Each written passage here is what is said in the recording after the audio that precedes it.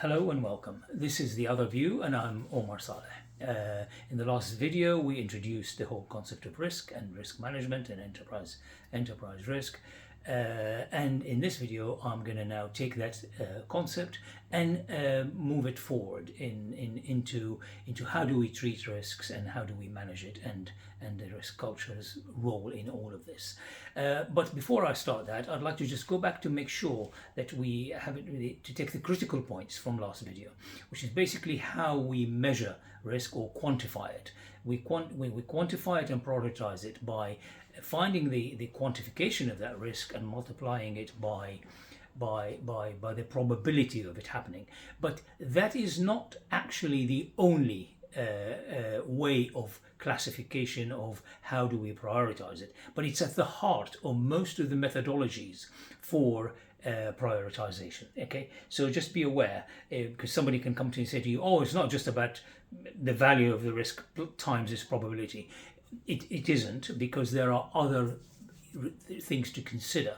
The other thing to consider as well is the fact that you might have a high value and a high impact. It doesn't necessarily you ignore the low risks with the low value and low impact, because sometimes there is a relation. This is the complexity of risk. There is a whole area called complexity, and the complexity is about what happens about the interaction of risks, because sometimes risks can interact either in series or in parallel with each other. And if they do happen, if a number of small risks with low probability interact with each other at the same time, they could become catastrophic. And so we don't ignore them. We have to test all risks that we looked at to decide where they fit into the prioritization. So interaction of risk adds a complexity into the evaluation of how we prioritize risk. So keep that in the back of your mind. That is absolutely critical. So I don't want to somehow you to come out with from the last video thinking of the oversimplification that we're trying to do. Now, how do we treat it? Now, if we have decided these are the top most important risks that matter to the organization, or at every level of the organization, let's say at the CEO level and the CXO level, here are the top 10 risks, and the level below that, here are the top 10 risks, and so on, that feed into that, and so on. How do we treat it? There are variety of methods for treating it, but there are also you can classify them into about 5, 6, or 7, depending on the organization of how we treat this. By treat, I mean how do we manage around it? How do we take care of it? Okay, there are some people that say we will accept it, so we will accept the risk. This set of risks will cost us this much if they happen. We're not going to do anything about it. If they happen, we will find the money from somewhere in the organization where we will handle it.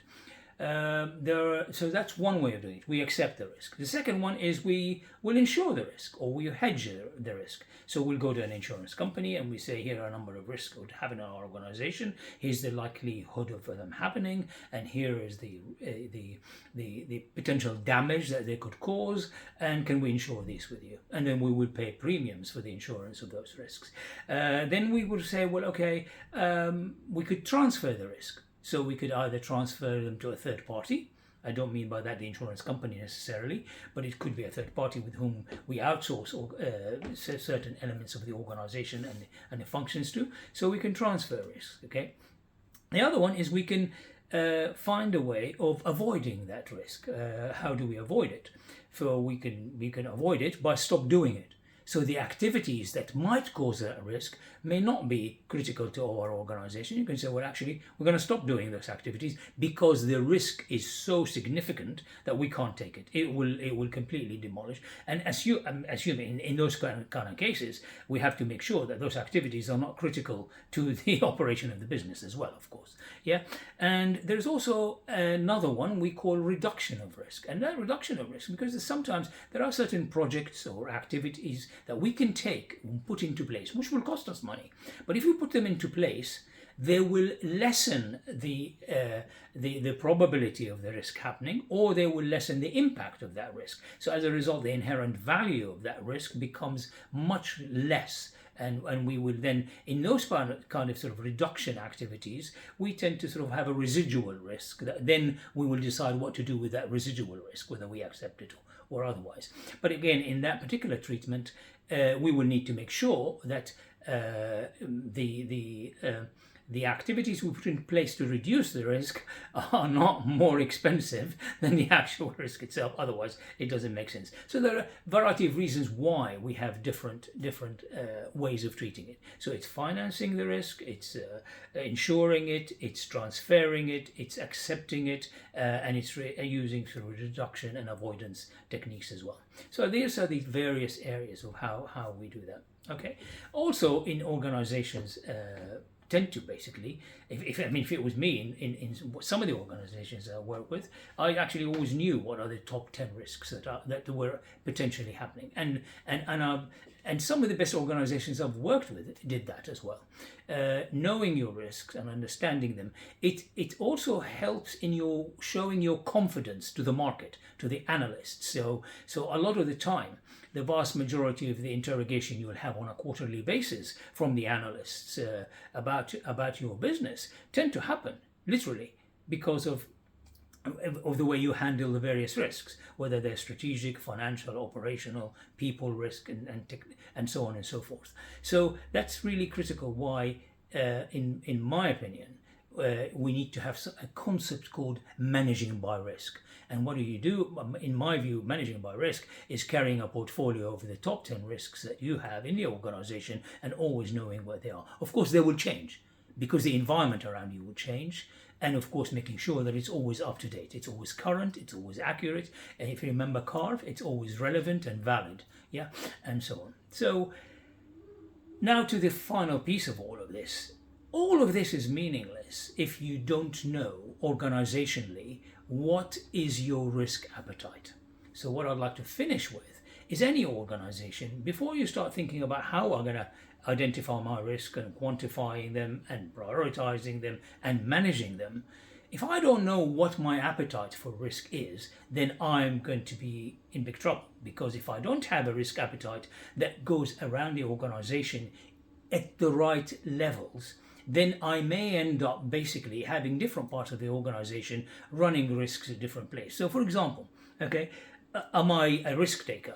Is my appetite for risk low, medium, or high? Of course, you can have it over, and a lot of people have the complexity of it over a big logarithmic, measurement, or and they work very hard at trying to figure out where are we on that spectrum. Now, my argument is that I don't think a large organization or even a medium-sized organization should run with one risk appetite, different ways. So, for example, you don't want your sales and marketing to run with the same risks that your research and development run with it. So it's very important to understand that risk appetite, it doesn't mean the whole organization runs with the same appetite, and you don't recruit the same kind of risk takers in the business and the organization, and you don't educate them in the same way of how to manage their risks. Yeah, they are different.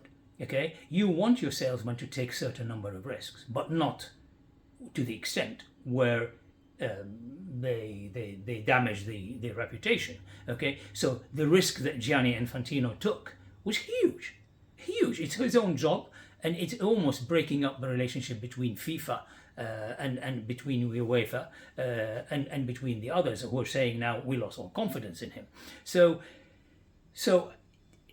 what is your level of appetite, and at what level of the organization or what function of the organization is pretty important. So your appetite depends on the company you're in, depends on your stakeholder makeup and how your stakeholders are. Your stakeholders like you to take risks or not? Okay, now don't forget, they could disagree very much between them. If we remember, we mentioned Heathrow Airport, okay, and the company that manages Heathrow Airport. Well, the stakeholders are varied to such an extent that they can't agree on the risk appetite. So you get the actual management and the investors and the shareholders on one side who will want to take risk, who will want to build, runway 3, 4, and 5, and so on. But you get on the other side the environmental groups. You get the other side the residents and the local communities who do not want to take any risks with all of that.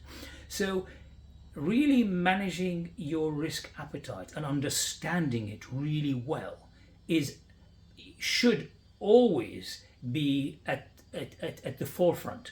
before you start deciding, oh, what are my risks and how do I manage them and how I do it, because all of that will be influenced by your risk appetite and how you distinguish that risk appetite in various parts of the organization, and how do you communicate it to your various stakeholders. This is a minefield for management, even the best of management, but it's also one of the most exciting parts of running an organization I have found in so many years. Not everybody, it's not for everybody's taste, but it is very much a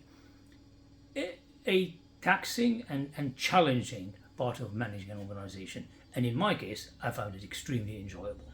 I hope you found those two videos enjoyable. If you liked what you see, please subscribe to my channel and feel free to either direct message me or put a like on the video. Thank you for listening.